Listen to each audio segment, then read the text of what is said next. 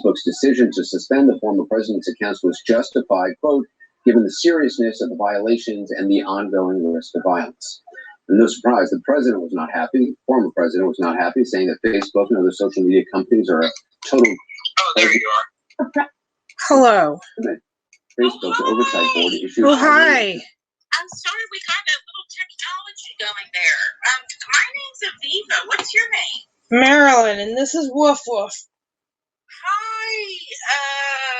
It's a stuffed animal. And this is Bear. Oh, hello, Bear.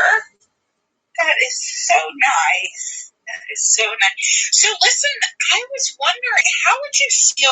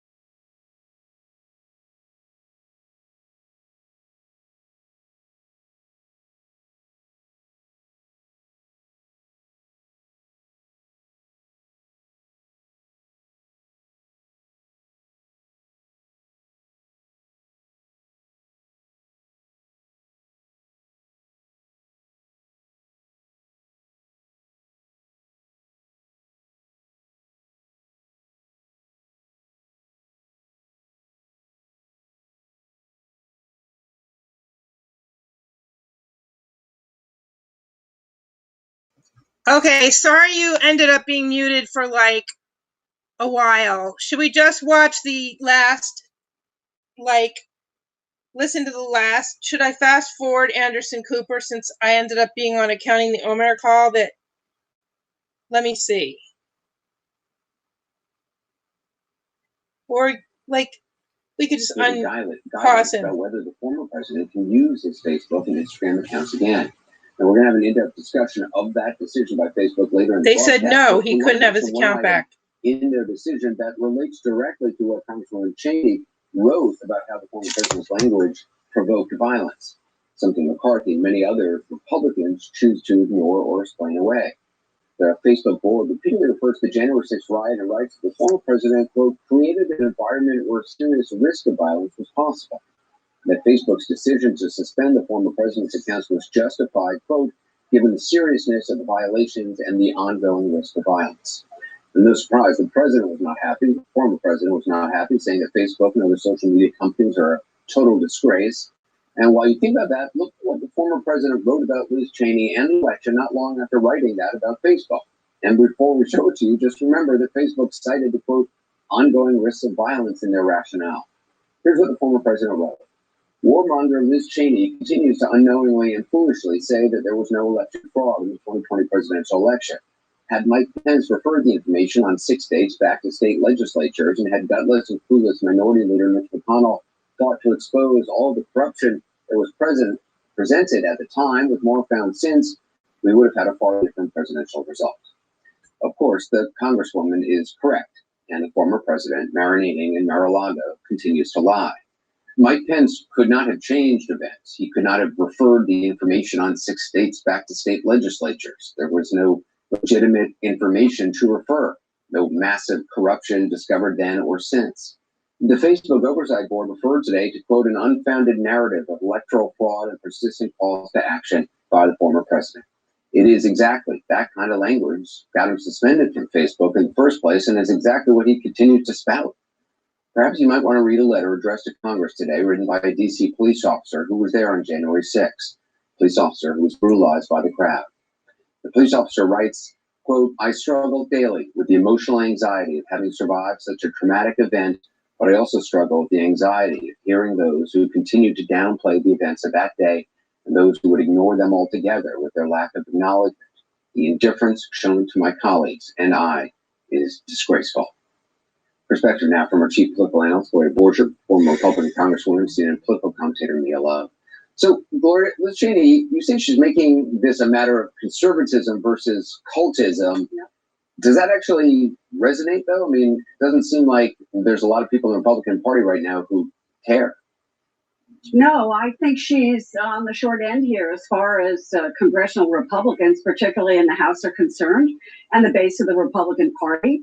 This is going to cost her politically tremendously. She won by a wide margin when she ran last time. If she decides to run again, she's going to have a serious primary, and you can be sure that Donald Trump will be campaigning against her. So she does this at great personal political risk. But as you point out in this op-ed, she did not pull her punches. I mean, she referred to, and let me say this, the dangerous anti-democratic Trump cult of personality. That's not going to win her any friends among those Republicans who support Donald Trump. Congresswoman Love, what do you make of what's become of your former colleagues in the House? It's absolutely crazy. And here's the funny thing. They're not even seeing what she actually does for the Republican Party. What she is pretty much saying is Republicans out here who disagree with what the former president was saying, who are absolutely just really upset, and they can't believe what happened on January 6th. It's okay to be a Republican and not be okay with it.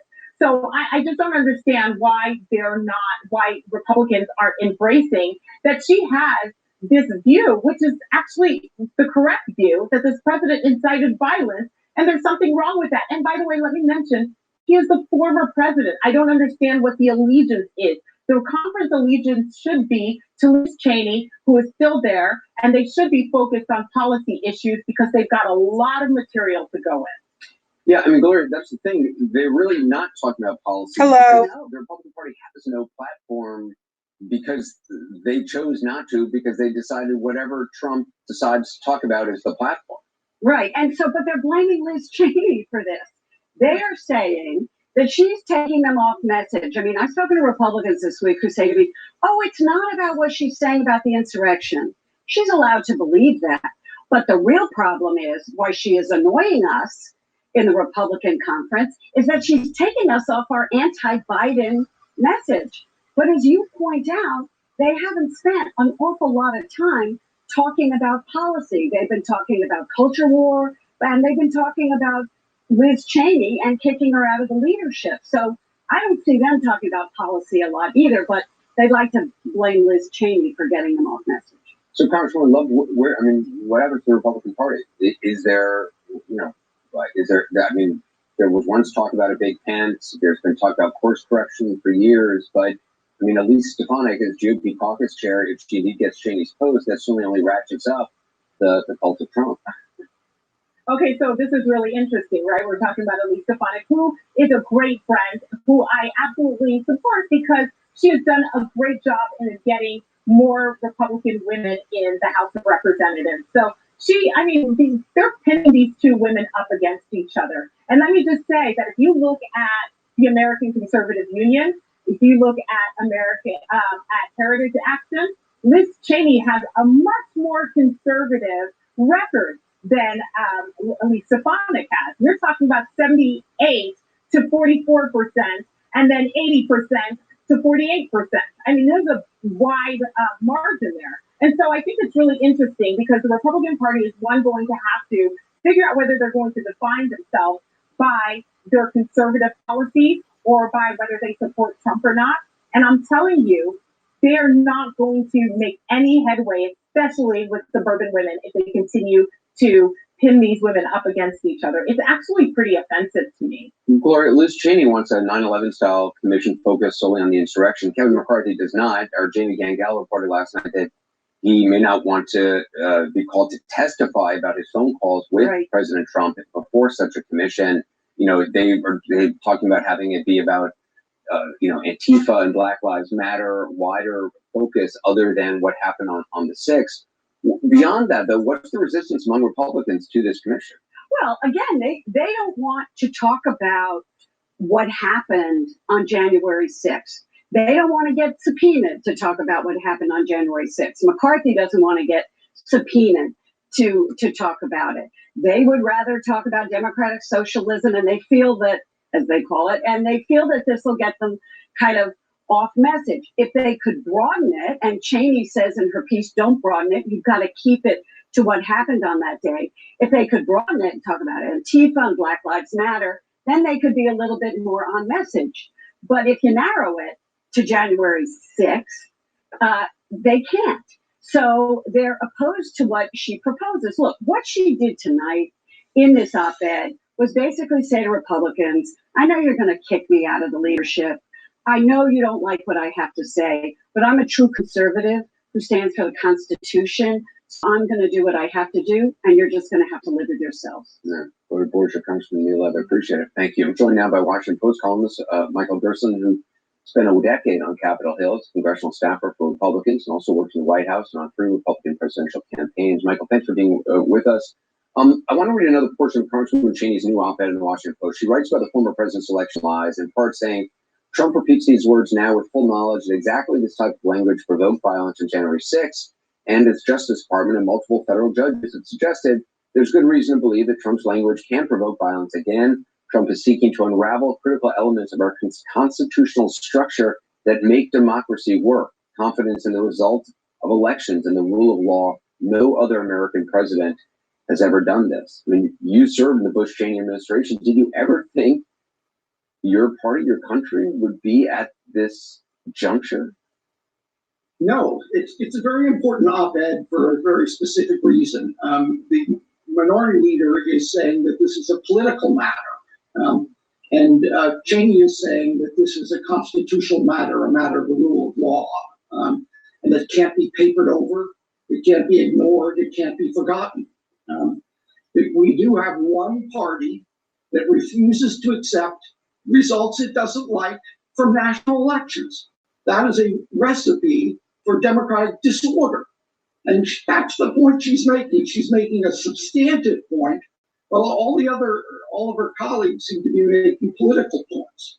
You wrote a recent op-ed in the Washington Post saying, knowingly repeating a lie, an act of immorality, is now the evidence of Republican fidelity. And that is extraordinary. I mean, it's absolutely true. And it's extraordinary that we're in this situation now. I mean, anybody who cares about a functioning democracy should want there to be two functioning parties that are fact-based and can argue all they want over big ideas, but they have to agree on certain basic concepts of what is true and what is not. Yeah, and it's not just a disagreement within the Republican Party. There's a purge going on, a purge of rationality, a purge of responsibility, a purge of moral seriousness that's taking place across the party in many states. So I think that I think Cheney has said in this op-ed, I'm going to be leading the opposition to that purge, whether I'm in this office or not. And I think she's going to play that role. They're not going to silence her. But ultimately, it's going to be up to Republican voters to not reward this kind of, behavior by the majority of the Republicans in silencing opposition. Difficultly though, there was a poll, I think it was in April, CNN, 70% of Republican voters said they believed, the election law. No, that's absolutely true. And I think there were on January 6th a lot of sincere people in that crowd who believe the election lie. The real responsibility here is people like McCarthy. He had a glimmer of recognition of the truth in the immediate aftermath of January 6th. And then he quickly, lost that. He obviously knows what the truth is, and he's choosing to suppress it for what he thinks are important political reasons. But it's an act of irrationality. It's basing a party on a lie, a founding lie. And that, I think, is trouble for the party in the future. President Biden weighed in today on the Republican schism. I just want to play that. It seems as though the Republican Party is trying to identify what it stands for. And they're in the midst of a significant sort of mini revolution. I don't understand the Republican Party. I mean, that is one of the things that it's hard to know what Republicans stand for today. It's not just that they don't have a party platform. It used to be a party which called itself a party of, big ideas and really stood for certain principles. It's hard to see that now. No, I agree with you. I think the scariest thing about the whole situation is that this party of cowardice and deception right now under its current leaders is on the verge of getting in the House of Representatives. There are a lot of people in this country that vote party because of extreme polarization that support Republicans no matter what they're saying. And I think that that's the issue we're going to face. I mean, this is a party that does not think it is losing. It thinks that it has momentum for this set of absurd ideas. And right now, that's true among the activist base of the Republican Party. Yeah. Michael Gerson, I really appreciate you being with us. Thank you. Sure. Just ahead, the news we mentioned at the top of the broadcast about Facebook and the former president, with a social media giant's oversight board decided today about the former president's account, why it means so much to him. And later, Rudy Giuliani's allies reach out to the former president, his legal team, the dollar and cents bit when we continue. That delicious scramble with microwaves? Get out of here. Everybody's a skeptic. Right, brothers. More like, yeah, right, brothers. Get out of here. It's not crazy. It's a scramble. Just crack an egg. Tonight, I'll be eating a pork banh mi with extra jalapenos.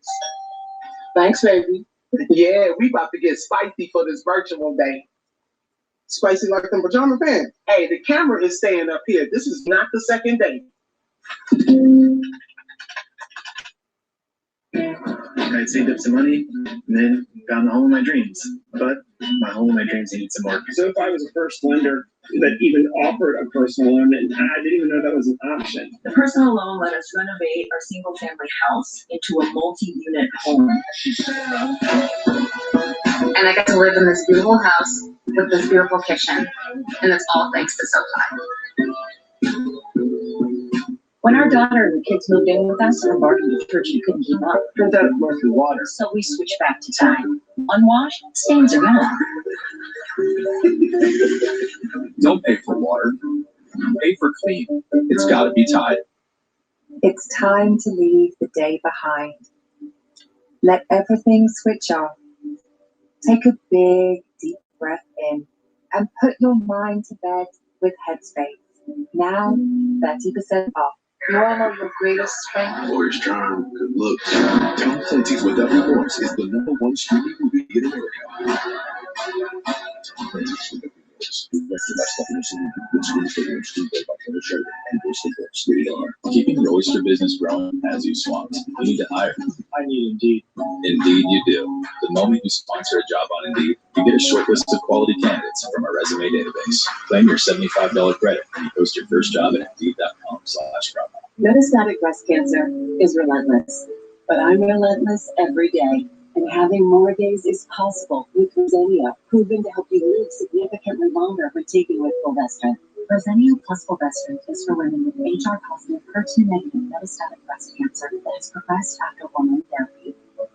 Diarrhea is common, may be severe, or cause dehydration or infection. At the first sign, call your doctor, start an antidiarrheal, and drink fluids. Before taking Verzenio, tell your doctor about any fever, chills, or other signs of infection. Verzenio may cause low white blood cell counts, which may cause serious infection and can lead to death. Life-threatening lung inflammation can occur. Tell your doctor about any new or worsening trouble breathing, cough, or chest pain. Serious liver problems can happen. Symptoms include fatigue, appetite loss, stomach pain, and bleeding or bruising. Blood clots that can lead to death have occurred. Tell your doctor if you have pain or swelling in your arms or legs, shortness of breath, chest pain, and rapid breathing or heart rate, or if you're nursing pregnant or meant to be. Every day matters, and I want more of them. Ask your doctor about Verzenio. Your favorite things are made for you.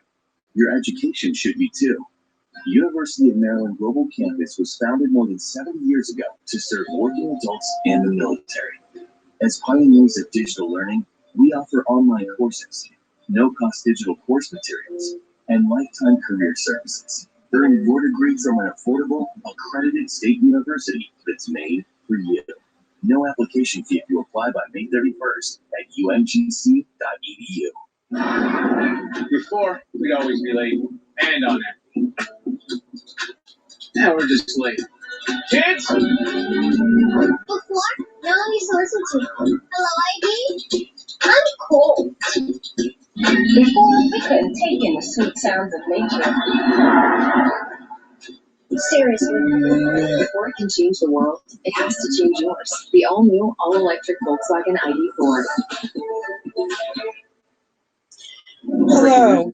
What time is it? Warning the fellow Republicans in a new op-ed about a strategy of trying to appease or ignore statements made by the former president about the election of January 6th. And that doing so, she says, could cause profound long-term damage to our party and our country. It's a quote. As we mentioned earlier, her op-ed came the same day that Facebook's oversight board issued a highly anticipated judgment regarding the former president's social media accounts. The board had some criticism for Facebook and allowed the suspension to remain for the time being. It also said this: the former president, quote, created an environment where serious risk of violence was possible. At the time of his post, there was a clear immediate risk of harm, and his words of support for those involved in the riots legitimized their violent actions. Joined now by Brian Stelter, our chief media correspondent and anchor of Reliable Sources. He's also the author of Hoax, Donald Trump, Fox News, and the Dangerous Distortion of Truth. Also with us, Jim Acosta, CNN anchor and chief domestic correspondent, who covered the White House during the former president's 4 years there.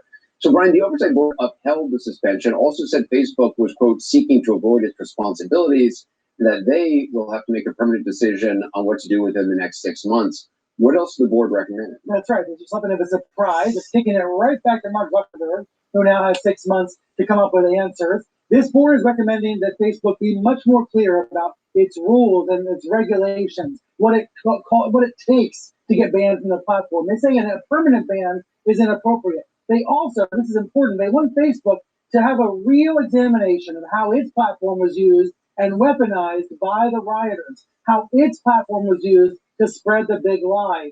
So far, Facebook's not been very forthcoming about how its tools were used to spread these lies.